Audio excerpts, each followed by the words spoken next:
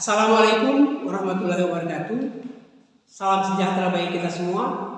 Om Swastiastu, Namo Buddhaya, salam kebajikan, salam Pancasila. Saya Dr. Fajrilah Kolomboi, Escape Nurse MCAP, nomor induk dosen 342509 7301. Saya adalah dosen tetap pada program studi Sarjana Terapan Keperawatan Poltekkes Kemenkes Palu, Provinsi Sulawesi Tengah. Pembuatan video ini bertujuan untuk memenuhi salah satu syarat kriteria penilaian seleksi sertifikasi dosen pada tahun 2023 pada unsur pernyataan diri dosen dalam unjuk kerja Tridharma Perguruan Tinggi, khususnya Dharma Pengajaran. Adapun penyajian ini saya bagi menjadi 3 tahapan, yaitu delivery, interaction, dan assessment. Pada tahap delivery, saya akan menceritakan terkait dengan deskripsi mata kuliah, capaian pembelajaran, sistem pembelajaran, dan materi pembelajaran. Sementara itu di tahap interaction, saya akan memberikan metode pembelajaran.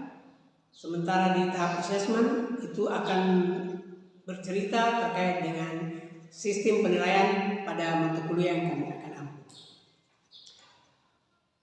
Kami dipercaya untuk membawakan mata kuliah keperawatan medikal bedah secara tim, di mana ada 6 orang dosen yang mengajarkan mata kuliah ini dengan bobot SKS 3, 2 teori dan 1 praktek. Adapun deskripsi mata kuliah ini menguraikan konsep dan perspektif keperawatan medikal bedah, peran perawat medikal bedah, masalah yang terjadi pada usia dewasa akibat perubahan patologis dari tubuh yang bersifat akut maupun kronik, yang meliputi gangguan fungsi tubuh yang terjadi pada sistem pernapasan, kardiovaskuler, pencernaan, endokrin, dan perkemihan. Adapun capaian pembelajaran kami, yaitu mahasiswa diharapkan mampu untuk menguasai konsep dan perspektif medikal bedah, mampu memahami tren isu dan evidence base keperawatan medikal bedah, mampu mengidentifikasi peran perawat dan standar pelayanan keperawatan medikal bedah, menguasai konsep dan prinsip pengelolaan pasien gangguan kebutuhan oksigen akibat kondisi patologis sistem pernapasan dan sistem kardiovaskuler. Pada video pembelajaran nanti, saya akan memberikan contoh pengajaran yang ada di pertemuan ketiga yang akan membahas terkait pengkajian sistem kardiovaskuler. Adapun tujuan khusus yang ingin kami capai, yaitu mahasiswa mampu untuk melakukan inspeksi jantung, palpasi jantung, perkusi jantung, dan melakukan auskultasi pada jantung. Strategi pembelajaran yang kami lakukan yaitu student center learning dengan bentuk kuliah ceramah tanya jawab, praktikum di laboratorium, praktek lapangan di rumah sakit, tutorial, dan responsif. Adapun pendekatan yang kami lakukan yaitu discovery learning, small group discussion, dan simulation basis learning. Kemudian tahap assessment atau komponen penilaian, ada teori, kemudian praktikum yang kami lakukan di ruang laboratorium Poltekkes, kemudian praktek klinik di rumah sakit. Komponen 3 penilaian itu kami gabungkan menjadi 1, kemudian kami akan akumulasi menjadi nilai dari mahasiswa.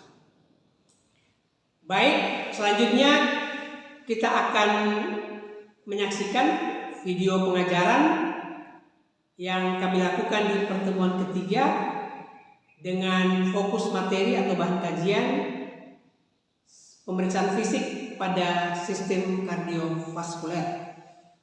Semoga bermanfaat. Warahmatullahi wabarakatuh. Waalaikumsalam. Selamat pagi, salam sejahtera bagi kita semua. Amin. Bagaimana kabarnya pagi ini? Alhamdulillah sehat ya? Hari ini kita akan belajar tentang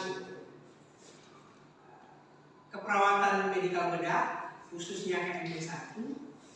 Di sini kita akan belajar sesuai dengan bahan kajian terkait dengan pemeriksaan fisik sistem kardiovaskuler. Ya. Sebelum kita mulai pelajaran, kita berdoa dulu ya, agar ilmu yang kita peroleh nanti kita bisa pakai. Berdoa mulai.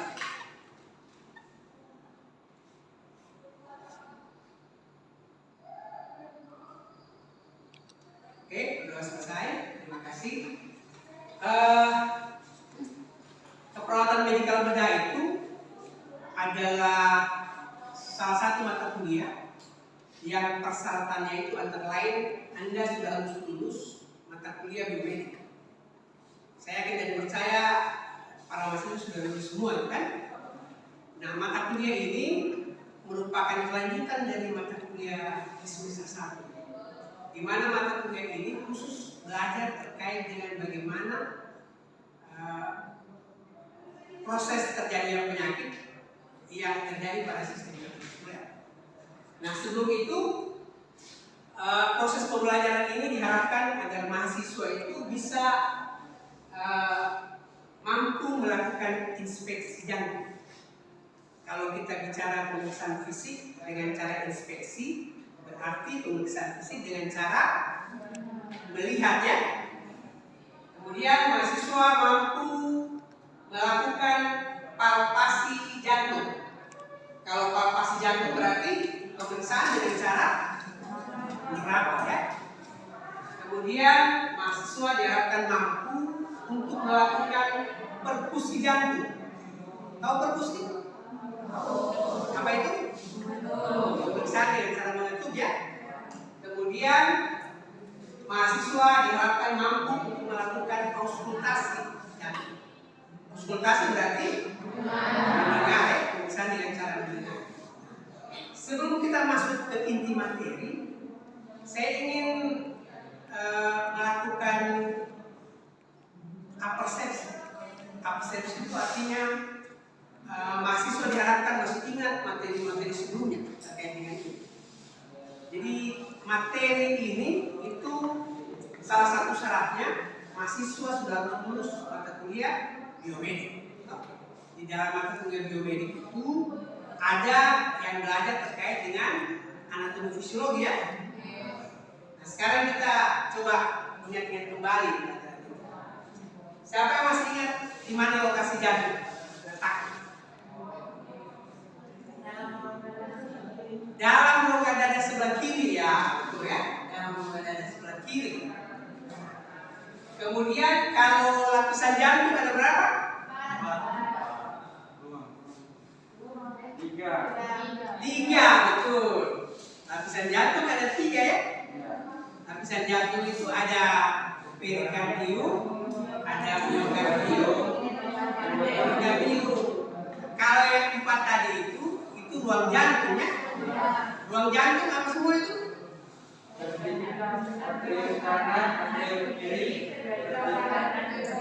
Bagus. Berarti masih ingat ya. Ruang jantung.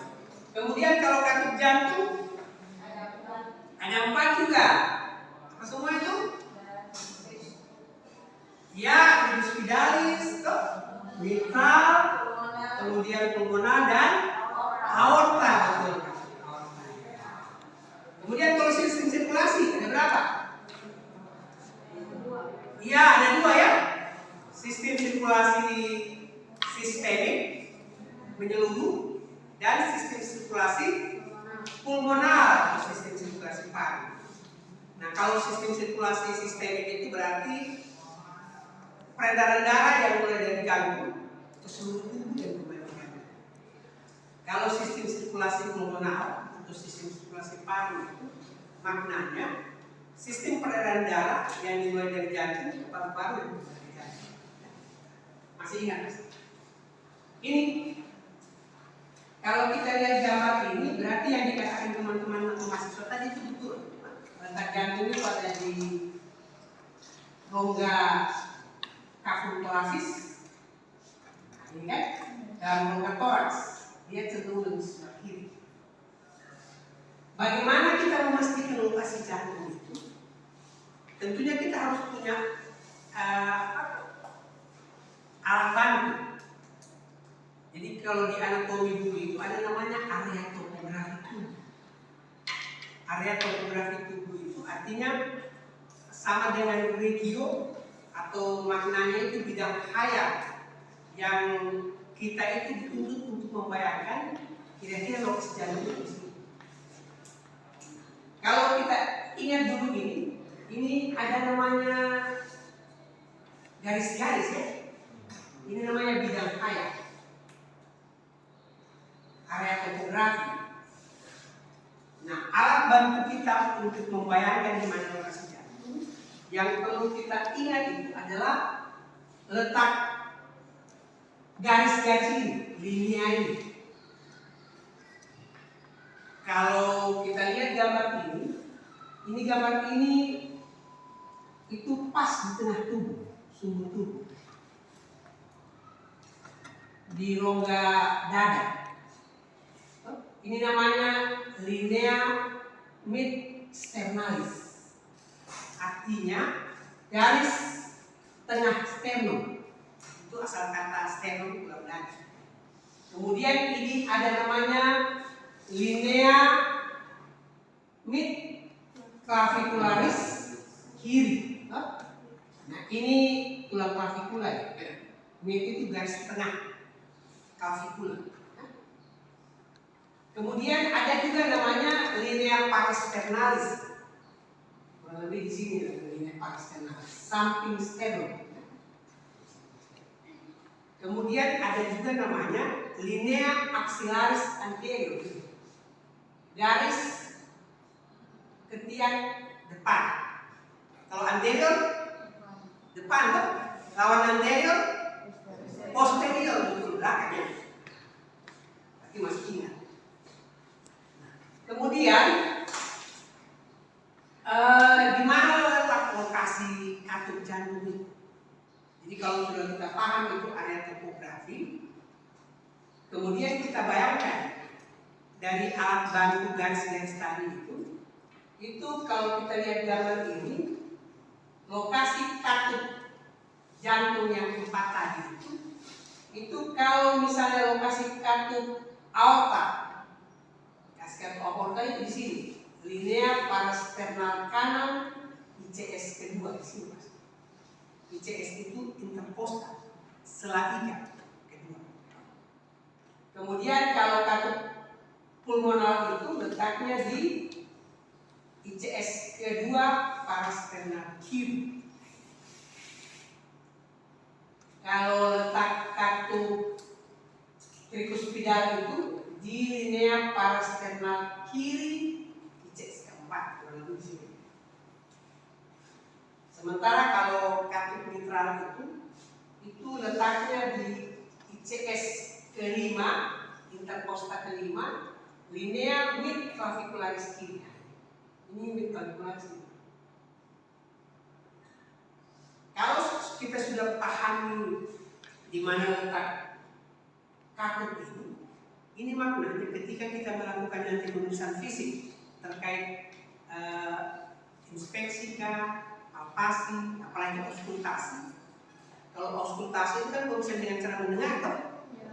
Yang kita dengar itu adalah lokasi ini katup, denyutan katup, atau mili jantung. Kemudian tadi kita sudah sempat bahas bahwa jantung itu ada pembuluh darahnya, ada katupnya, ada katup trigustif, mitral, pulmonar, dan aorta. Kalau kita lihat gambarnya itu berada di sini, yang di dalam ya, ini endokardiumnya, lapisan dalam jantung. Kemudian sistem sirkulasi itu yang tadi kita sudah sebutkan, ada berapa sistem sirkulasi? Ada dua ya, sistem sirkulasi sistemik dan pulmoner. Jadi gambar ini sebenarnya perumpamaan kalau warna merah ini itu darah yang mengandung oksigen, kalau ini darah yang mengandung oksigen. Atau darah yang kaya akan oksigen dengan darah yang miskin oksigen atau kurang. Ini gambar ini sebenarnya, ini gambar kalau kalian hafal ini luar biasa ini bermanfaat. Kebanyakan penyakit jantung itu bisa mengenai lapisan jantung, bisa perikarditis misalnya, miokarditis, bisa juga menyerang katup jantung. Ada namanya stenosis, penyempitan katup, ada namanya insufisiensi. Gambar ini itu membantu kita untuk menjelaskan terkait dengan sistem sirkulasi sistemik dan pulmoner. Jadi kalau tadi itu kita sudah bahas bahwa sistem sirkulasi sistemik itu berawal dari jantung ke seluruh tubuh dan kembali ke jantung. Dia awalnya di sini ke ventrikel kiri dulu, baru ke aorta. Ini aorta. Dari aorta ke arteri tubuh, arteri karotis, arteri apa ini? Radialis, atau arteri radialis, arteri ulnaris ya, arteri apa di ginjal? Renalis, arteri femoralis, dan semua arteri tubuh. Tadi itu kita sebutkan arteri-arteri radialis. Kemudian dari arteri masuk ke arteriola, baru ke kapiler ke venule, vena ke superior, vena ke inferior, kemudian masuk ke arteri kanan. Baik, pemeriksaan fisik sistem kardiovaskuler itu hampir sama dengan pemeriksaan fisik yang lain. Ada berapa pendekatan itu pemeriksaan fisik? Ada inspeksi ya, ada palpasi, ada perfusi, ada okultasi. Cuman pemeriksaan fisik itu kan ada dua juga metode. Ada pemeriksaan fisik mulai dari head to toe ya, atas kepala sampai ujung kaki. Ada juga pemeriksaan fisik persis.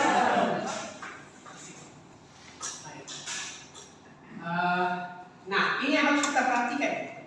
Ketika kita melakukan prosedur pemeriksaan fisik, maka yang perlu kita perhatikan itu adalah ini. Biasanya pasien itu harus tidur ya, tapi sebelum ini, itu pastikan bahwa kalian itu sudah melakukan komunikasi dengan pasien dan keluarga bahwa akan dilakukan pemeriksaan fisik ya, supaya tidak menimbulkan hal-hal yang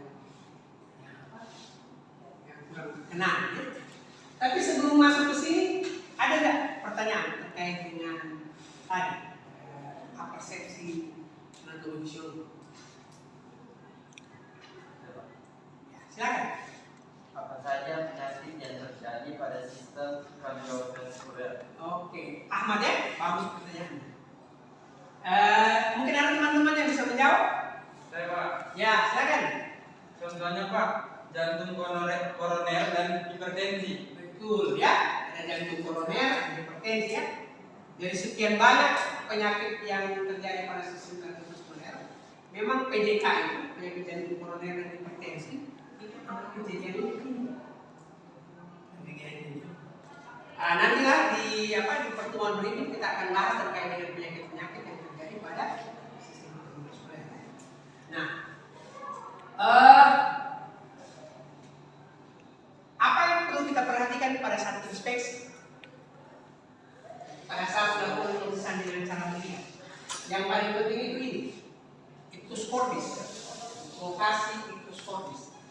Nah, lokasi ictus cordis itu letaknya Ini kurang lebih pas di lokasi katup apa tadi? CS kelima, linear mitral atas kiri. Betul ya, mitral. Lokasi katup mitral.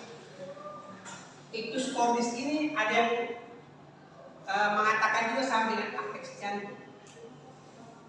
Yang kita lihat itu adalah denyutan jantung. Jadi kalau pada orang kurus biasanya kelihatan ictus cordis seperti ini. Tapi kalau pada orang gemuk kadang tidak bisa kita lihat. Kemudian perhatikan ketika dia berdenyut, itu diameter pulsasinya itu kira-kira 2 cm. Tidak boleh lebih. Kapan dia lebih itu patologis. Jadi kemungkinan ada pembesaran jantung terutama ke kiri. Kemudian ini dia. Bila ictus cordis bergeser ke kiri dan melebar, kemungkinan ada pembesaran jantung. Kemudian palpasi. Nah, yang kita perlu perhatikan pada saat palpasi ini, itu letakkan telapak tangan di atas precordium dan lakukan perabahan di atas ictus cordis. Jadi kalau kita sudah lihat ada denyutan ictus cordis tadi, kemudian kita raba. Kalau diameternya lebih dari 2 cm itu kemungkinan ada pelebaran ventrikel. Kemudian perkusi jantung.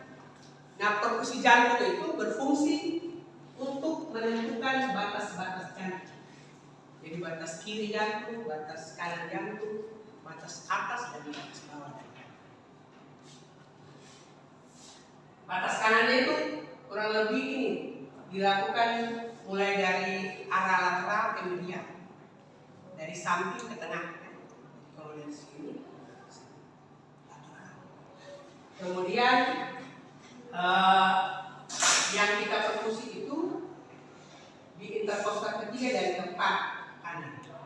Nah, nanti untuk lebih mempermantap, nanti kita lakukan pemeriksaan fisik langsung di laboratorium ya. Kemudian batas kirinya itu ini di sela iga kedua kiri, linea parasternal kiri. Kemudian batas bawahnya di linea medial clavicularis kiri di ICS kelima. Nah, kemudian ini yang penting juga auskultasi jantung. Jadi auskultasi jantung itu atau pemeriksaan dengan cara mendengar, yang kita dengar ini tadi denyutan kaki 4. Nah, cara kita untuk melakukan auskultasi ini tentunya menggunakan alat bantu ya, yang kita sebut dengan stetoskop. Nah, di mana letak stetoskop itu? Kurang lebih di sini. Nah, perhatikan gambar. Jadi auskultasi area dengan menggunakan diafragma stetoskop itu lokasi katup mitral itu di sini. Kalau ictus cordis di sini juga kalau kita inspeksi. Kalau kita auskultasi itu di sini katup mitral ICS kelima, linea clavicularis kiri. Kalau tricuspidale itu di sini, linea clavicularis kiri ICS ke. Kalau katup pulmonar itu di ICS parasternal kiri, ICS kedua. Sementara kalau aorta itu di ICS kedua, linea parasternal kanan. Jadi penting sekali tadi untuk mengetahui garis-garis tadi ya, karena topografi, karena itu alat bantu kita untuk menentukan lokasi katup jantung. Oke, saya pikir untuk pemeriksaan fisik kita hari ini, untuk teori kita cukupkan sampai di sini. Nanti selanjutnya kita akan lakukan pemeriksaan fisik langsung di laboratorium ya. Nah, nanti kalau di dalam laboratorium, tolong mahasiswa bawa baju lab, kemudian kalau ada stetoskopnya tolong bawa ya. Nanti kita bagi menjadi 2 kelompok. Nah, sebelum kita tutup, saya ingin melakukan review ini ke teman-teman. Apakah masih ingat tadi materi yang kita sampaikan? Ada berapa ruang jantung?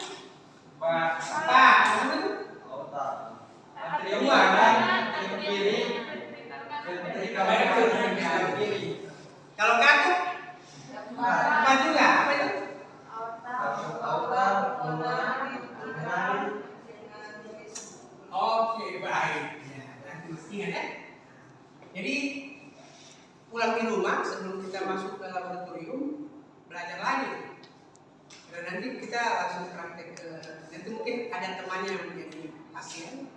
Jadi kita letakkan stetoskop itu di bagian tubuhnya yang sesuai dengan lokasi kanker yang kita sudah sampaikan tadi ya. Baik, mungkin itu yang bisa kita pelajari hari ini. Semoga apa yang kita lakukan bermanfaat. Dan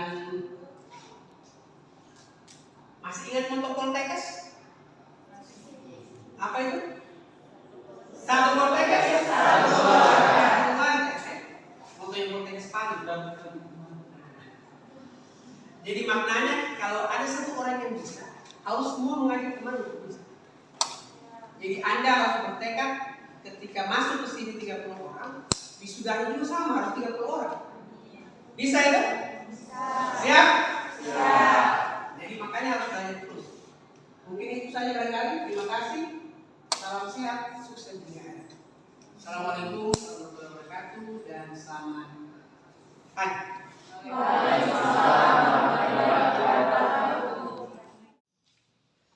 Demikian pemaparan video pengajaran yang kami lakukan. Akhir kata, dengan cinta hidup menjadi indah, dengan ilmu hidup menjadi mudah, dengan agama hidup menjadi lebih terarah. Dan barang siapa yang menginginkan ketiganya, hendaklah ia berilmu. Salam sehat, sukses dunia akhirat. Wassalamualaikum warahmatullahi wabarakatuh dan terima kasih.